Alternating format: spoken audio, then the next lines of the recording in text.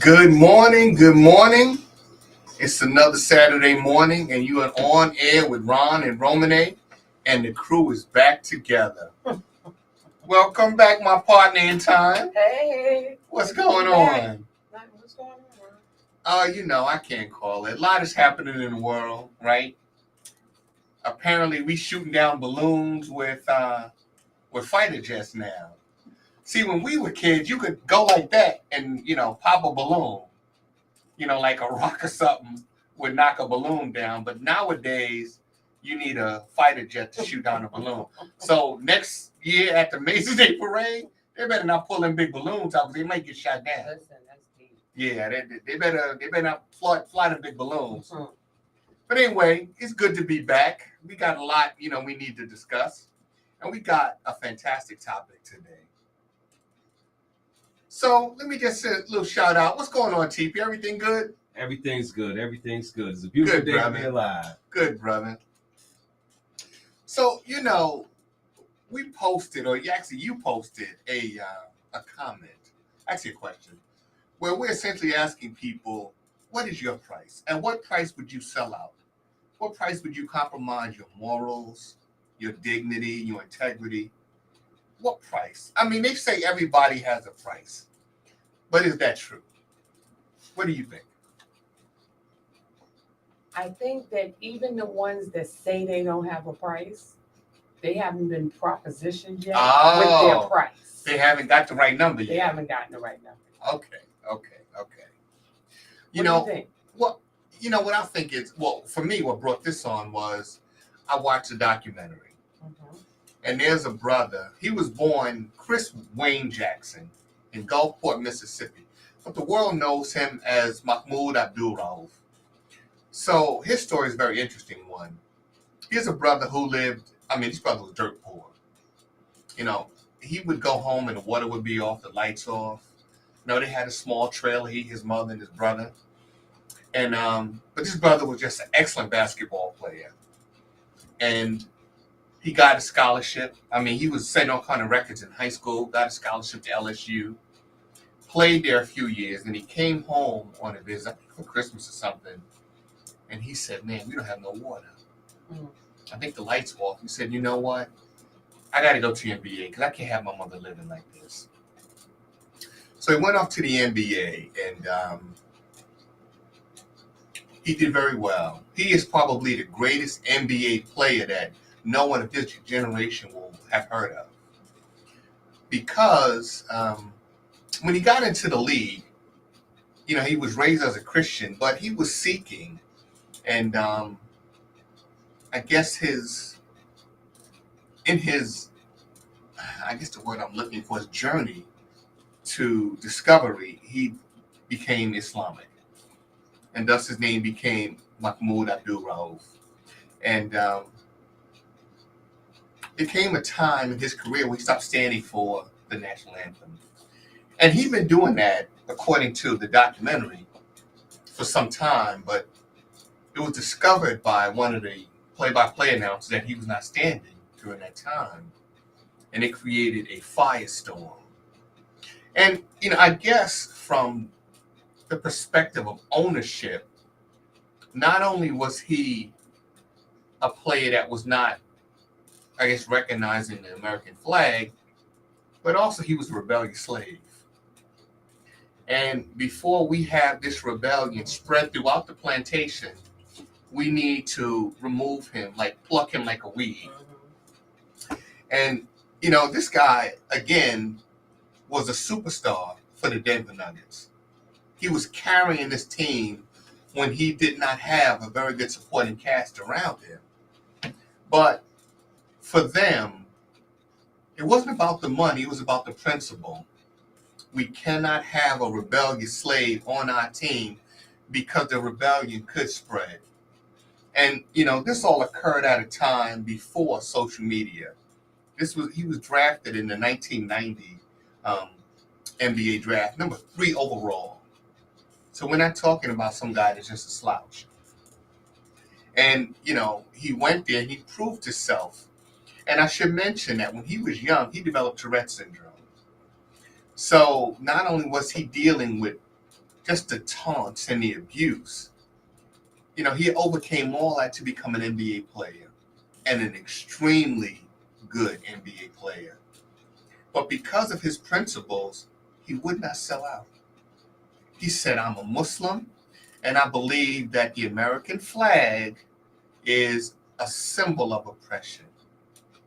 So do you think he is right in any way when we look at the American flag? Do others around the world perhaps see our flag as a symbol of oppression? Absolutely. But here's my question. Mm-hmm. When he came back and did the documentary, Mm-hmm. could we look at that as selling out at that point? Because you went back to the same people who persecuted you, for lack of a better word. I think they approached him to finally get his side of the story, because all we knew is the media side. He was never able to tell, I guess, the totality of his side of the story. Yes, he did some interviews, and he spoke from the heart. It was controversial, and people were not ready for that. Understand that, is this country ever ready for an outspoken black man or black woman? Absolutely not. So that was his problem. He was outspoken, and during that time, with all of the players in the NBA, predominantly black league, he didn't have the backing of the other players. Now you see in the interview now, some of these guys are saying, well, in hindsight, we should have. It's too late. 30 years have passed. And, this guy lost everything. And to make matters worse, he got married and he wanted to go back to his home, which is Mississippi. Built a beautiful home. Well, one day, a car struck the building, kind of knocked off his foundation, so had to repair that. Another visit to the home, there was KKK scrawled on the garage. So I guess he knew that, he would not be welcome with open arms. Well, one morning he said he and his wife, I guess, were lying in bed during the season, and they got a phone call from a neighbor, said, turn on the TV. And when they did, they saw their house up in flames. They burned this man's house to the ground. That was the sort of persecution this man was dealing with. And I have to give him so much respect because he stood his ground. He said, you know what? Yeah, you can take my home, but you're not going to take from me who I am as a man. And that is rare to find in these days and times. In this country, in America, we have seemed to completely lost our moral compass. And when you talk about selling out, right? We go back to R&B days, right? And it was rare to find a female artist to come out on stage dressed provocatively, right? It was a different time, a different set of morals, and there was a thing where people protected their integrity. Today, you find it's difficult to find an artist that comes out properly clothed. Or should I say dressed, right? So many of our young women, entertainers, are coming out basically leaving very little to the imagination. And I could run down the list. But is that necessary in order to be an entertainer in this time? To, I guess, compromise your morals, your integrity? I guess the better question is, do we have any nowadays? Well, I have to be honest with you. Sometimes I wonder myself about the generations that are coming after us, because they seem to have not tapped in to the moral cup. Right. They seem to dance to the beat of their own drum. Uh-huh. I don't understand it. I think that they are already an oversexed generation. I think that their primary focus is fame, and that's where all this stuff comes from on the internet, the gaslighting and all these terms that I had to learn these terms. I'm still learning. Okay. So I think that when it comes to the millennials and after the millennials, I have to wonder. They don't share the same value system that we do, and they don't really believe that when they participate in these things that they're selling their integrity. It's just about, you ready? Getting the bag. Right, getting the money. But okay, yeah, we have the millennials, the Generation Z, but what sort of example are we setting? And I'm talking about us and this country as a whole. We have a senator from New York by the name of George Santos who lied his way into Congress. Where's his integrity? Where's his morality? And we are actually rewarding this. Donald Trump was the president of the United States. I mean, he lies just as much as George Santos. So where's the integrity? Where's the honesty? And I guess it's trickling down to younger people. These are things that, well, I know I was raised in church. I know you were too, right? So these are some of the values and morals we learned from at home first, and then at church. And then it was reinforced in school and places like that. I don't know if they're doing that anymore. I think that somewhere along the line, that chain that links us to our ancestors was severed.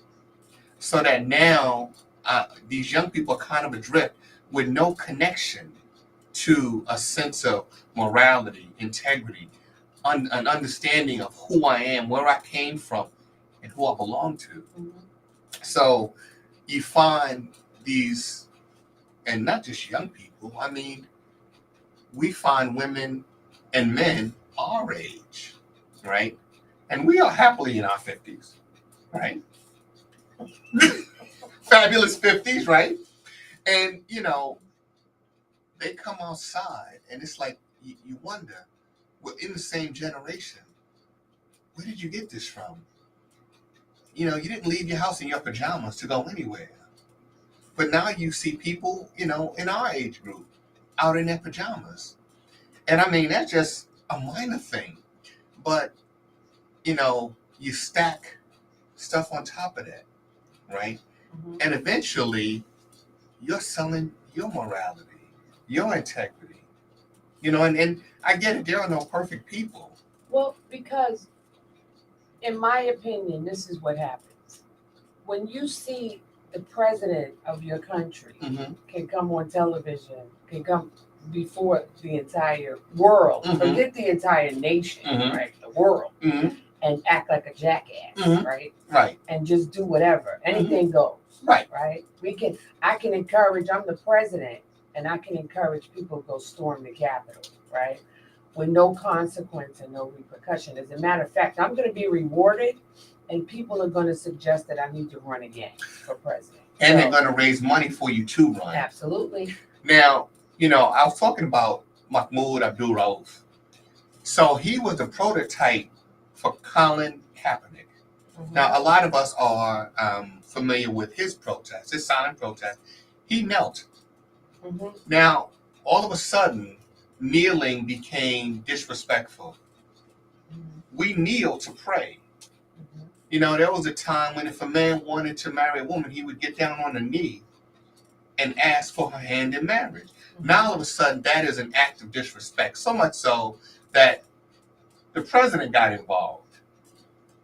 And he went on, I guess, one of his rants and says, would you like to see that guy get fired? Just have that SOB off the field? Okay. So Colin Kaepernick, yes, he would not compromise, said, I'm going to continue my silent protest. So he lost his NFL career. Well, you know what? So did Donald Trump. Lost his political career. And Colin Kaepernick did not lead a rebellion into the NFL headquarters. He didn't have his boy storm NFL headquarters, right? So, after George Floyd was killed, I think that kind of vindicated Colin Kaepernick in his protest, because he said, look, I'm protesting police brutality. It's nothing to do with the American flag. It's the conditions I see in the community. I'm tired of turning on the TV and seeing this ever-growing list of names of people who are being abused by the people who are supposed to protect them. And I mean, just the other day, we had another name we need to add, and that's Tyree Nichols, killed by 5 black police officers. Mm-hmm. And for what?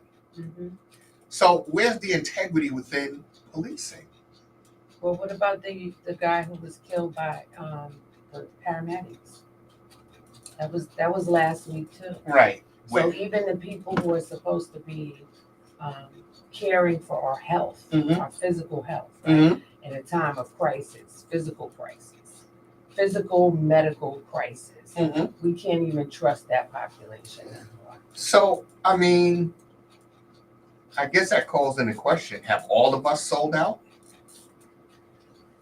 I guess to some degree, right? I guess you have to kind of set a limit, because when you go to work, you're going to be asked to conform, right, to certain rules and regulations. That I get. Like, there's a dress code, right? There are things you cannot do. Like, some jobs will say, look, I don't want you to come to work, but we can see your tattoos. Right. Right. So you might have to cover up your tattoos and some other things, right? Some might have a regulation on jewelry. You don't want jewelry, a wedding ring, something like that, we can deal with. But other than that, we don't want too much jewelry at work. Okay, so those are minor compromises. Mm-hmm. But what happens when they tell you, what? I think a good example would be what happened with TJ and Amy Robach. Oh. Okay, so yeah, their affair hurt their families, but did it hurt ABC? I'm sure it did. It hurt ABC. But how? Because they probably lost some viewers, right? On both ends, they lost some viewers. But I think the bigger thing that I noticed with that whole scenario was they talked about the severance package, right? And her package is supposedly much larger than TJ's, yeah. And they said that was because she was hired 2 years before him, mm-hmm. and her initial package was so much bigger. So you really got to ask yourself, that perpetuates the things that we've been talking about for forever. Yeah. So that white female was making more money than him because he was a black male. They did the exact same job, mm-hmm. right? They sat on the broadcast collectively, the mm-hmm. same way you and I are sitting here now. Right. And for whatever reason, the white female was paid more. Mm-hmm. And even now, in the midst of what they've done and supposedly caused all this embarrassment and shame to the network, mm-hmm. she's going to walk away with, from what I hear, a lot more money than he did.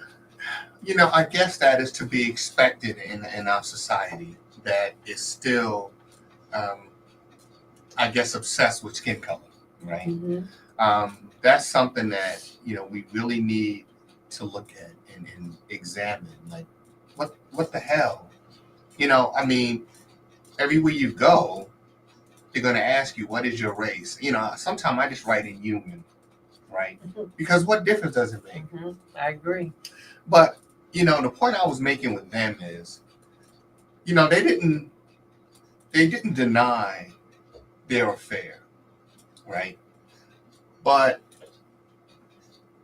I guess they technically could have and said, no, there's nothing going on, to keep their jobs. But is that what you want to do?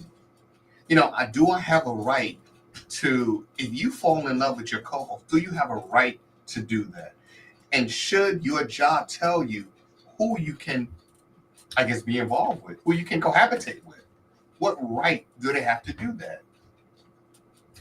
They have every right in the world, but you talking to somebody who doesn't necessarily agree with that whole relationship. So I'm probably not a good person to talk to about it because I'm still a little perplexed about why he doesn't feel some type of way about the fact that this woman that he's with, that they both participated in the same extramarital affair, and she gets to walk away with a lot more. Why does he even want to still be bothered with her? Because I mean, I'm just saying, I don't understand that whole concept.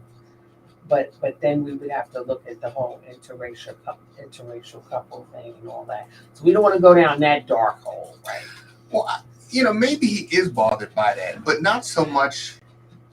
But maybe not so much with her or with ABC. She did not negotiate, I guess, her severance package. That was probably negotiated, maybe if she has an agent or through ABC Legal, right? For TJ Holmes, he also, I guess, had maybe ABC Legal come to him with a number. And I guess maybe, and I'm just speculating, maybe just to put the situation behind them and move forward with their lives, he accepted that. Now, I don't know.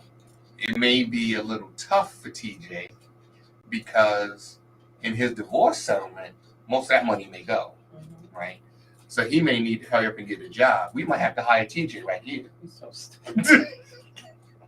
Come on over, TJ. Yeah, come on, TJ. We'll take care of you. And you can bring Amy too. We don't mind.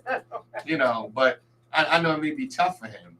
But, it's this ever increasing demand for you to, I guess, compromise who you are, right? And if you're a person of integrity, what does the country do to you? I go back to Mahmoud Abdullah. He was a man of integrity. And he was run out of the NBA. Colin Kaepernick, a man of integrity, run out of the NFL. Now let's think about this. You have major league sports figures who are drug addicts who are allowed back on the field. Guys who are abusers back out there on the field, right? You have other guys who have problems with alcohol, right? Substance abuse.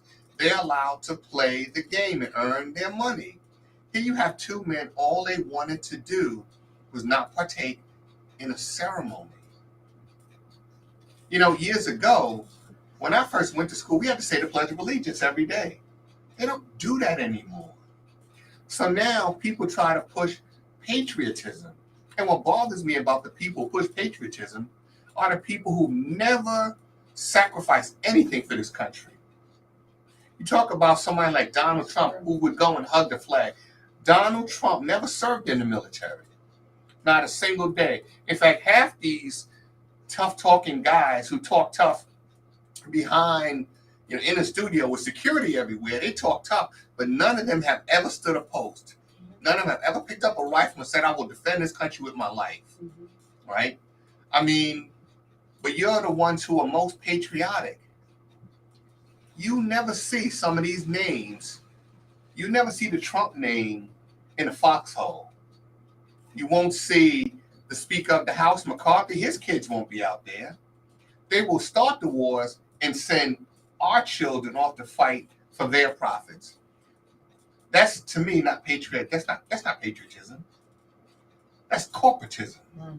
So, they want to shove this down your throat when it is convenient. But this is what they've been doing forever. That's you don't true. get to buck against the system. When you buck against the system, you're a problem. I get that.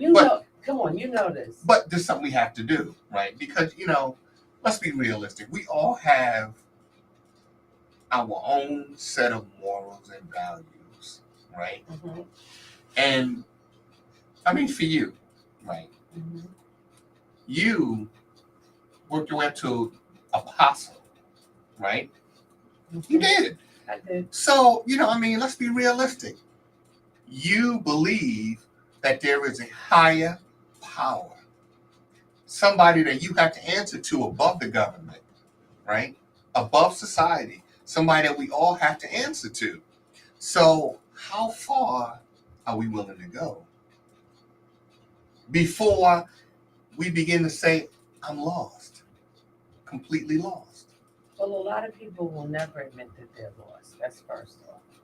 But what I would say is, I'd sit today and say, I would never compromise my integrity. I would never sell my integrity or compromise my character for anything. But when I say that, I mean it in the now. Right. Right. In the now, today, right here, I mean that. Mm-hmm. But am I really being realistic about it? Because I don't know what I could possibly be propositioned with, right? I don't know when even Jesus got tempted. Even Jesus was tempted. Absolutely. Right? So we don't really know at what point temptation kind of kicks in, and I think it also has a lot to do with your current environment and your current living situation, right? Mm-hmm. The same way you said the gentleman decided that things were tough economically, and so he was going to go play in the NBA, mm-hmm. right? So in spite of whatever his belief system was up until that point, at that point, he compromised all of that, and he went and he played for the NBA, right? He compromised something because he said it. Things were bad, so I said, I'm gonna go ahead and play with the NBA. So I think all those things come into play when someone is confronted with real temptation, mm-hmm. and from what I'm hearing, people in the business, in the entertainment business, they all must participate in that. There is no one in that business who missed compromising who they are for sake of that business. Well, you mentioned something interesting. You said that even Jesus was tempted. Mm-hmm. You know, the same game is played today. So in that biblical story, the devil came to Jesus and said, if you bow down, I will give you all that you see. Mm-hmm. The sad part is the devil don't own a damn thing. Mm-hmm. And, you know, now you have these people that come to you with a contract, right? They don't own nothing, but they make you believe that they do, right? So they'll come to you with a contract, and most of us, I guess those of us who are in a tight financial situation and who dream of having all these things won't bother to read the fine print, right? We're just gonna, just sign right here. But you know what, Ron? I have to like kind of mention this because this is factual. So these people who come with these contracts, they don't really have anything. But you know what they do have? They have the ability in the limelight to destroy you. Did you hear about this thing? I forget what they call it, but people can stalk you online and compromise everything that you have virtually online. Mm-hmm. And the goal is to get you to hurt someone else or to hurt yourself, right? When they want to destroy you. This is what they do to people in the business, right? So really, when you think about it, when you say they don't have anything tangible and touchable, but they have the power to destroy and compromise your entire life. Mm-hmm. You know, I guess, right, it is difficult to be placed in that situation. But you have to understand that I guess this generation and maybe the generation that preceded it did not understand, I guess, the struggles of people like, say, Dr. King, people like Malcolm X, who lost everything. You know, Dr. King did not have to go and be a simple country preacher, didn't have to be the leader of the civil rights movement. This man had a master's, this man had a doctorate degree in his 30s. So here's a man that really could have went to, corporate America and made a very comfortable living for himself. Somebody like Malcolm X, Malcolm's motivation was not money. His motivation was the freedom of people in this country and people oppressed around the world. That is the symbol of manhood. That is integrity. That's moral fortitude. And that's something that's missing today. Nowadays, the image of a man, it is now, I guess, not so much the image of a man, but maybe a man in transition. You know what I mean? You don't see those examples anymore of positive, strong black manhood, right? Mm-hmm. The images we see now are men who, I guess, are on the, I guess a way to describe would be the LGBTQ spectrum, right? So we don't have those images anymore. So people aren't learning about not willing to sacrifice who you are, your integrity, your moral values. And, we talked about this on the way here. Beyonce did a concert in the UAE. $24 million. Now, why do you have to pay a woman $24 million to put on a show for like an hour? That's $12 million an hour. Well, I don't know if Beyonce knew this, but there was this ongoing dispute between the government of the UAE and their migrant workers. They treat these people like slaves.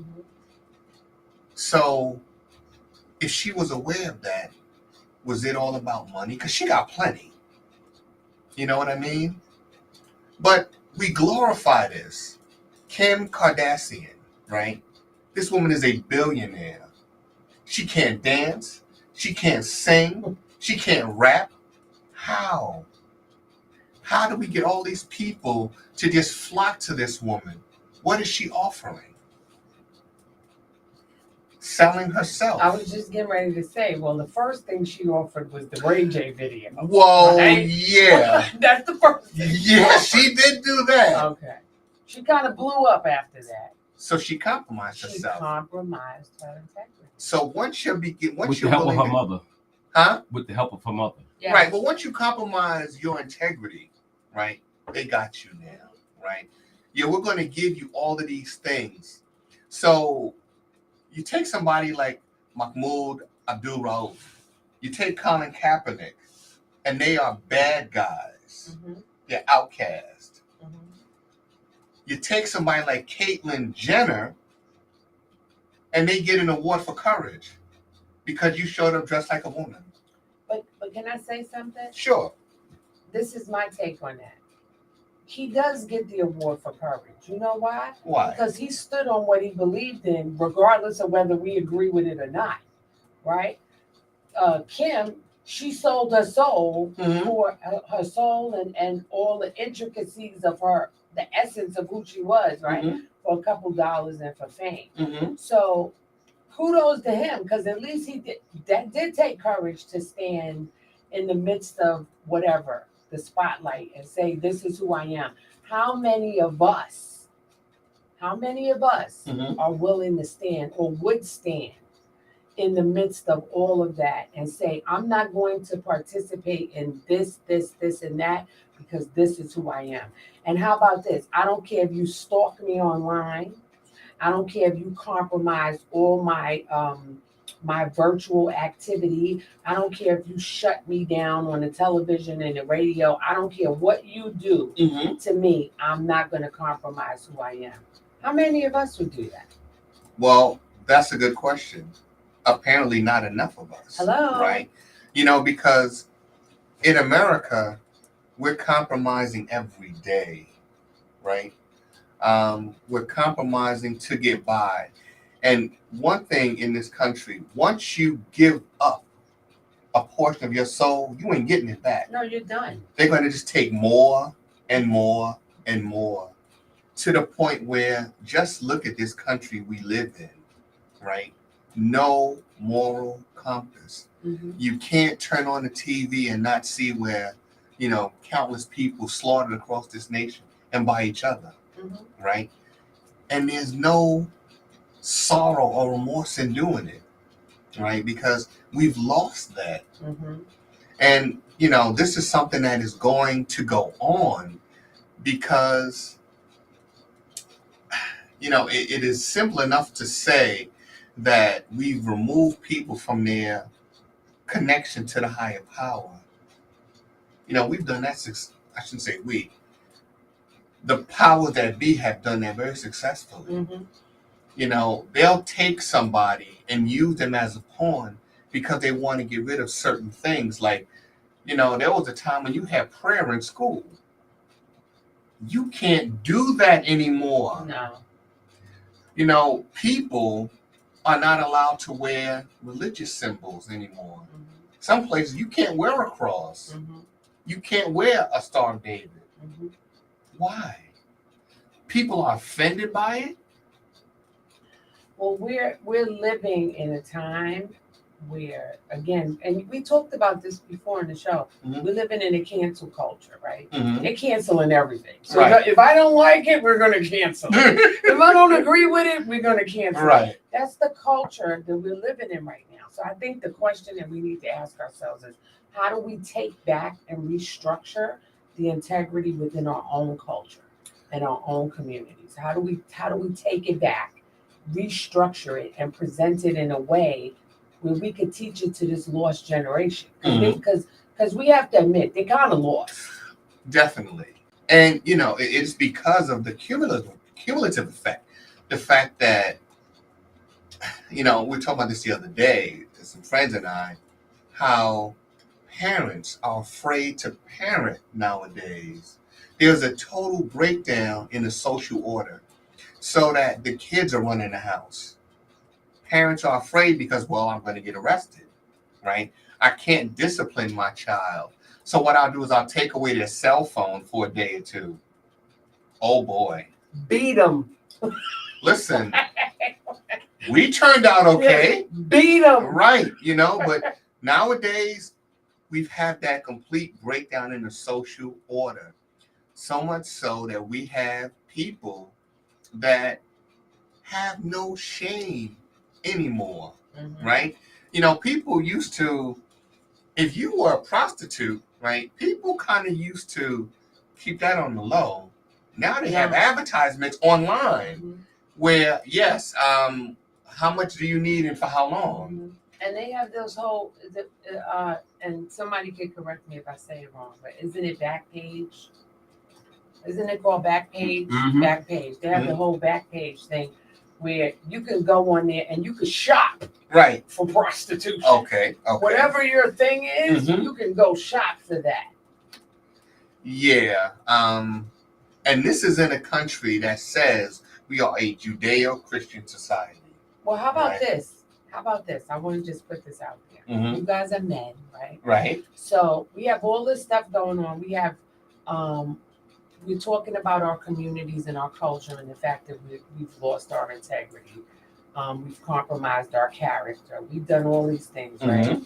Mm-hmm. We have men, black men saying, I just saw this online the other day, that black women are the last choice. Well, American women, I'm sorry, are the last choice for wives, right?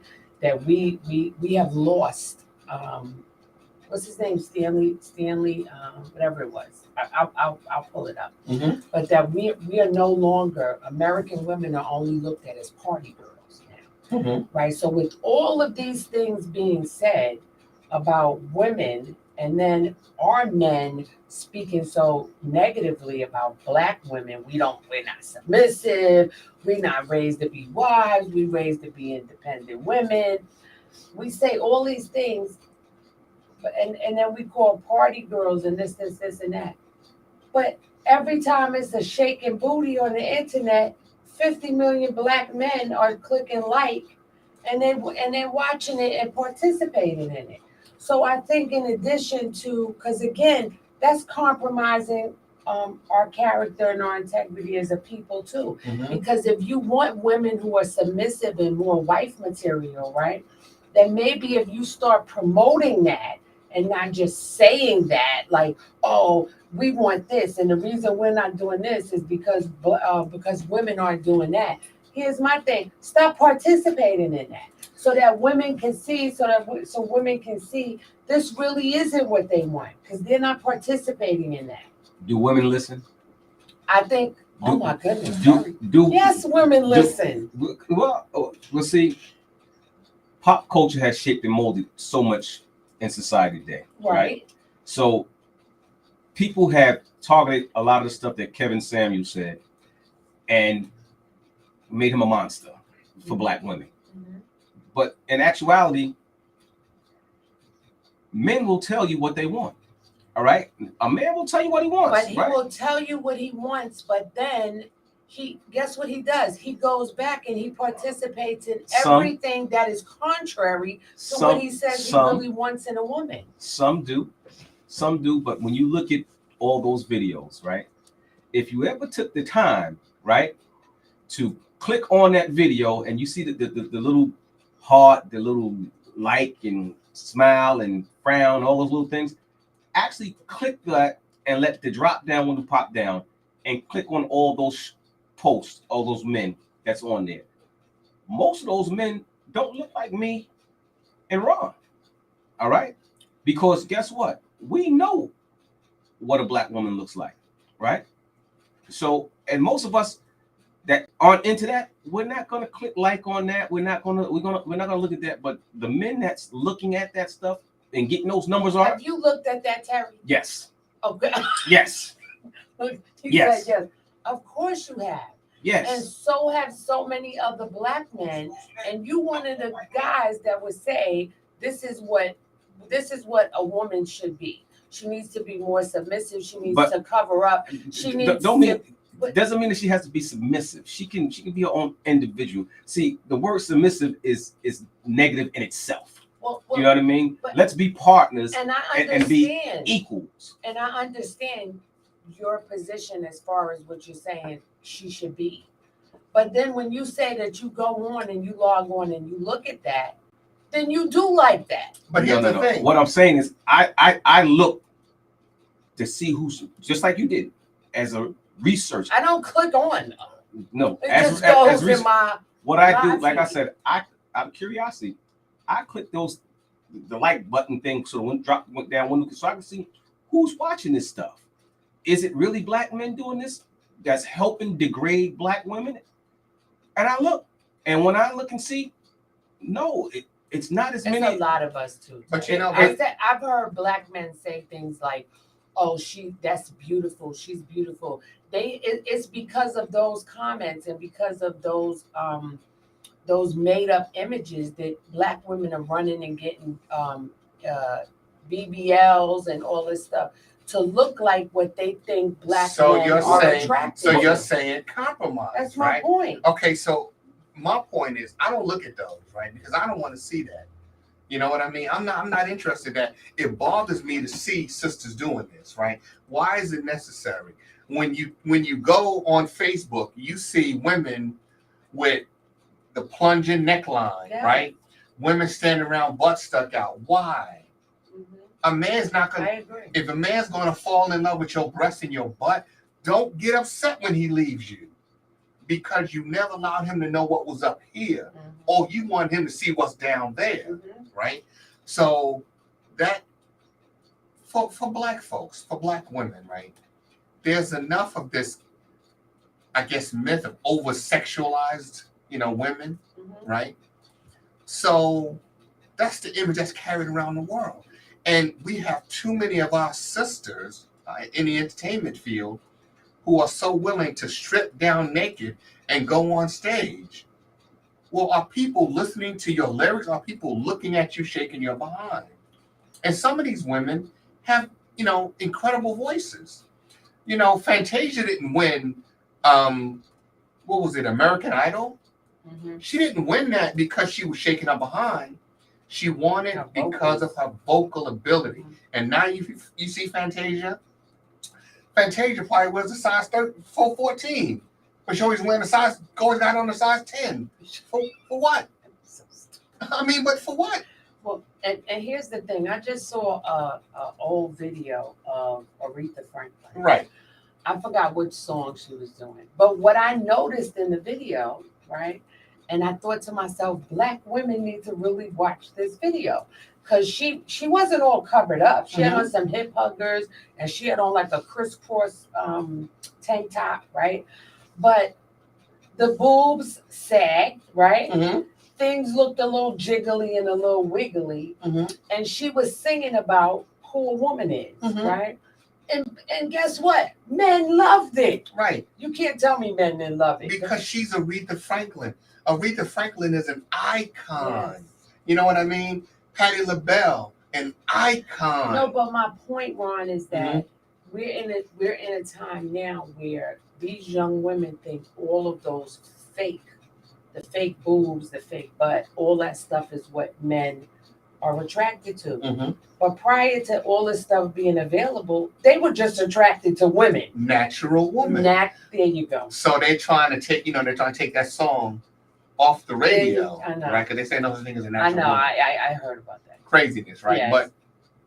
But we grew up in a time where I remember when the first Cross Your Heart bra came out, there was a woman in a sweater. Yeah, and a who turtleneck. Right, and took the tape measure and did like that. You didn't see bras, you didn't see panties. No. Right? You did not see that. There was stuff left to the imagination.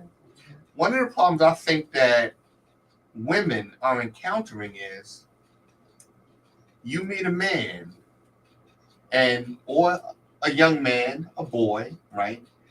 And you figure you immediately have to give him what he wants or he'll move on to the next, right? You want to be with this guy, so you're willing to compromise your integrity. And then he don't call you back. What happened? And you can't get that back. The same way you said once you compromise your integrity, it's gone. It's gone. Right. You can't get that back. You can't. So I think that a lot of young women, right, are walking around here. They see it on the rap videos. They see it on, the hip hop videos, the R&B videos. They see these women in these compromising positions, right? Scantily dressed. And they figure, well, okay, that's what the men want. The long hair, right? And the jiggling butt and all this stuff, right? Making it wobble and all this other craziness. And then you come out figure, well, I got to emulate that. I got to do what they do. Well, after a while, it gets old. You realize, what have I got? I got 2 kids and a man that left me. And now, guys don't want to date me because I got 2 kids. And nobody wants to be daddy. Right? What I always say. What's Everybody want to go to bed with a porn star. Right. Nobody want to marry them, except Kanye West. Well, yeah. Well, boom, yeah. boom, boom, boom. Yeah, brother Kanye is different, right? Very different. But, it's all about the sellout, right? Kanye, I want to give you some free sessions. I just want to give Kanye some real solid free sessions. Please I really do. feel like I could help Kanye. Please do. So, Yeah. show him the video, somebody. Yeah, somebody. Yeah. And you know what? We mentioned TJ and Amy. So, yeah, if y'all know them, tell them we will bring them here. And then come right here and sit. Are we taking all the misfit toys? Listen, we're bringing the broken toys in, right? Maybe we can, fix them up a bit and send them back out there. But, I just, I thought it was important to talk about this because, we're compromising so much of who we are, And, for those of us that have a belief in a higher power, eventually we have to go before a higher power and answer some questions like, why did you sell out? Was I not enough for you? Did I not give you what you needed? Did you need to have jewelry down to your navel? Did you need to drive through the hood in a Bentley? Somebody like Lamar Whitehead, Bishop Lamar Whitehead. Did you need to have a so-called prayer closet the size of this room with nothing but designer clothes? Is that what made you, or did I make you? So if you have to answer those questions, there is no hemming and hawing. Like, well, I needed the big house. Why? I needed to wear $1 million in jewelry to church to preach. Why? Why? Why did you sell your integrity? Well, he's a bad example because he's a fake. Boom, boom, more shots fired. I fired those shots too. He's a fake. Yeah. But the problem is there are people who attend that church, right? There are people who are supporting this madness. And it's not just Lamar Whitehead, right? There are others. And again, we went over this on the show before. Mm-hmm. If you're sitting in a church and you're watching the pastor behave in that manner, you have a right to ask what's being done with the money. Stop with the foolishness that they're trying to feed you about you don't ask, you just give. You're not responsible for what the man or woman of God does with the money. You are responsible to ask and to say that I want to come to the financial meeting and I want to hear the financial report for the church. You can ask to participate in that. And if you don't, right, then shame on you because you're as bad as that pastor if you sit there and you participate in that. Well, you know what? I think better than that. Get up and leave. Yeah. If you are going to a church and somebody is acting a fool and buck dancing, right? It's time to get up and go. I'm not giving you a dime. Well, maybe they don't want to just get up and leave initially. Maybe you want to be sure. Maybe you want to know that you know. So when you want to know that you know what you do? You ask to go to those meetings. You ask to see the financial reports. There's supposed to be financial reports. Now, let me ask you this. On an apostle level, doesn't your spirit tell you this ain't right? Supposed to. Right. So if that's the case, I'm out. It says your spirit should bear witness, right? Right. So your spirit should bear witness with the man or woman of God. That's what you're taught. Right. Right. So if it walks like a duck and it quacks like a duck and it looks like a duck, it's a duck. It's a duck. Right. So, what it comes down to is, it's like what Maya Angelou said. When they show you who they are the first time, believe them. So if this dude is up there buck dancing and trying to pimp me, I believe who you are. You showing me who you are, I'm out. And before you pull out the offering plate. And how about this one? This is a nugget. If you come into church and you put your toilet paper money and your milk money in the basket, and he showed up in his Gucci suit and his Rolls Royce or his Bentley, you need to find another ministry. Oh, absolutely. You do. You need to find another ministry. When you are leaving church and you walking home and he's riding by you in his Bentley going, beep, beep, see you next Sunday. No. See you next Sunday, Sister Sue. Right. Hope you get home safe because I am. Right, Nick? No. That is another person who has sold out. You know what I mean? Because going into ministry. He sold out, Ron. I don't even think he was ever in. Well, yeah. But you know what it is? It's when you go into ministry, there is no guarantee you're going to make a lot of money. Because guess what happens? They could look at Ron and Roman and say, we sold out. Because we don't participate in the madness anymore. So they could look at us and say, we sold out. Well, I don't go to church anymore. I don't either. Not in years. So, but you know what? I'll take that criticism. Yeah, so. Right. I'm saying they might say we sold out. Those church folk that's sitting there with Bishop, what's his name? Oh, Whitehead, yeah. With Bishop Whitehead, they'll say, don't listen to them. They sold out. Well, that's fine. Everybody's not going to agree, right? But again, I just think that eventually we're going to have to answer some questions to the higher power, right? What did you do with your life? You know what I mean? You were born, whoever, right? But by the time you came to me, I didn't recognize you anymore. You changed your personality, your features, everything. Who the hell are you? Right? I think there's scripture that says something like, depart from me, for I know you not. It says, depart from me, you work of iniquity, for you never knew me. Right. So that kind of thing, right? It's something we're all going to have to face at some point, whether you believe it from a Christian perspective, Muslim, however, we're going to answer some questions to some higher power, right? And the whole thing about, well, I needed this and I needed that ain't going to work. You know what I mean? Because the stuff we're getting, I mean, these guys get a lot of money and they go get tattoos everywhere. You needed a tattoo on your arms, your legs, your back, your chest, your face. Of course. You needed that? Of course we did, Lauren. Oh, yeah. You know, I mean, like, brother, that money that you spent on tattoos, you could have sent somebody to college. You know what I mean? You could have reinvested that back into your community. I mean, look at Cardi. She's and don't get me wrong, she looks beautiful, but she doesn't look like Cardi anymore. She doesn't look like Cardi anymore. She's changed everything. Her jawline, her body, everything is different. Let me drop this on you. You remember there was an entertainer called Little Kim? Oh yeah, poor baby. Right. You remember her? I ain't seen her in about 30 years. Have you? No. Right.